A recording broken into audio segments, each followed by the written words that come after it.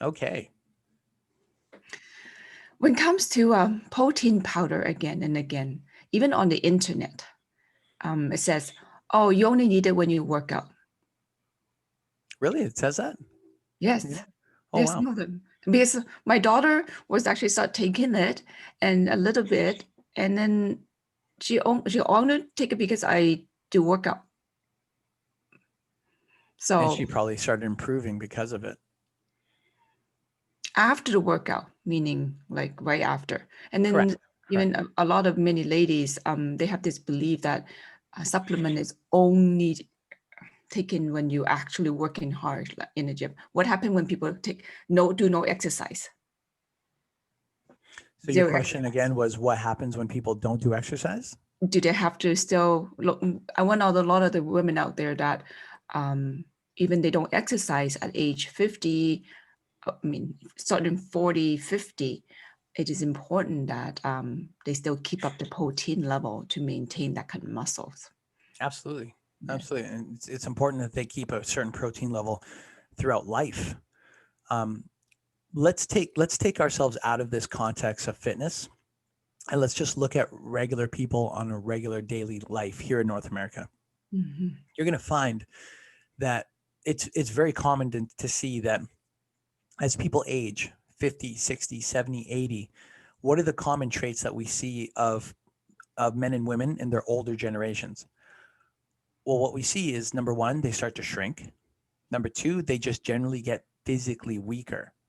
And because there's so many of them, number three, the vast population of our elderly is generally smaller in actual height and weaker in terms of actual strength. We as a population, generally speaking, again, of course, generally speaking, we've just accepted that to be norm. Like that's just normal. That's just what happens when you get old. Yet, in contrast, we're now seeing more women and men in their 70s, in their 60s, in their 80s. They're still lifting weights, some of them. They're still taking their supplements. They're still eating a balanced diet. Balance meaning that they know what they need to put into their body in terms of food and water or fluids to maintain a certain level of strength and endurance. Now, it's becoming more common to see 70-year-old women look like they're 50 or women like you in their 50s looking like you're in your 30s. Well, it's not just because of genes or because you're Asian or because of, I mean, genes and genetics and all that stuff will always play a role. Mhm. However, when a person does not take care of their intake of both their eating habit and their physicality, then even with the greatest God given genes on earth, you're still going to grow old. You're still going to get smaller and weaker, more frail. Mhm. Energy is still going to deplete. Well, why? Well, I tell people your body's like a plant. Doesn't matter if the plant, are 1 day old or 100 years old, or if you're a tree. If you're not getting your sunlight, if you're not getting proper soil, if you're not getting proper fluid like water or rainwater, Mhm. you as a tree are going to die. But as long as you keep getting those essential nutrients, it's going to take you a lot longer to get frail. Like that's why you see some trees growing to 100, 200, 300 years old. And then you see some other plants like, the ones at my place that can barely live like 2 weeks because I'm not good at taking care of those plants. But the body works the same way. Mhm. And we've also learned that the average person loses a pound of muscle and gains 1 pound of fat every year. Most North Americans actually go through that ratio. And Mhm. that's why somebody, let's say a female who's 125 pounds when she's, let's say, 35 years old, she could be 135 pounds at 45 years old, but also have a dramatic difference in the way she looks and feels. Mhm. Well, why is that? Well, it's because on the weigh scale, it's the same weight, 135 pounds. Like me. Right. But if we look deeper, the body fat could have went tremendously high and the muscle could have went tremendously low, but the Yep, weight is still the same. I feel that. Yes. Right. Right. So in conclusion, every person should know two things. Number one, what's their metabolism type? In other words, how does their body burn food and nutrition as a fuel source and recovery source? And there's only three types, right? We've discussed it in so many other videos.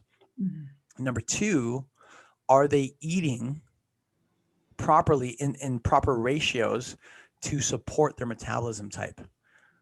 So one metabolism type, if you don't have enough carbs, let's say, you get way too skinny.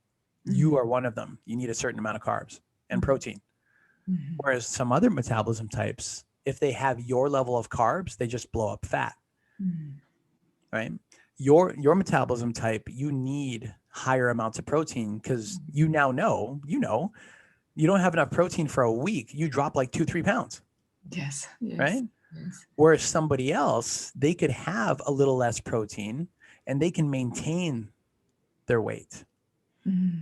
So those things are super essential to know. The good thing is that there's only really two things to know.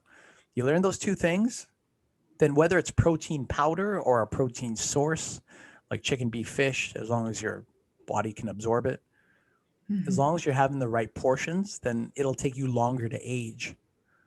And you can last staying younger for much longer. Yeah, and this concludes the reason why even if you don't work out, like a lot of women don't work out, but still important to maintain that level of protein in the body. Absolutely. Yeah. Absolutely. 100%. You're a living example of that, Helen. You're younger now at 52 than you were at 49. If we look at your protein intake today, it is much higher than what you took when you were 49. Yes.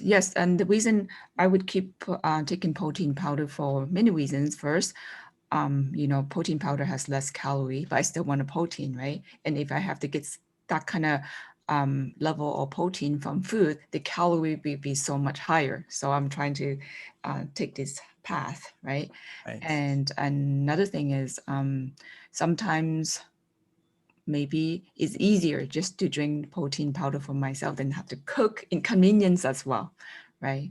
So two of my reasons. So even if I don't work out, I still do that just to maintain my muscle. So. Right, 100%. Protein powder is also a lot easier to digest.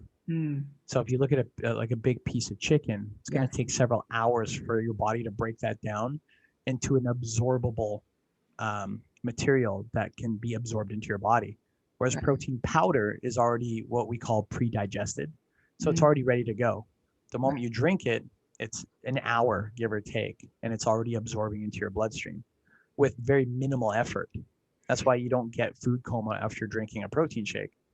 But after a chicken or beef meal, you're like ready to pass out half the time. And I also believe that our organs inside the liver doesn't have to work so hard to break down the food, right? There's not much to break down with the powder itself, right? Right. It's definitely a lot easier on the body. Now, this is not a promo, obviously, for just drinking protein powder.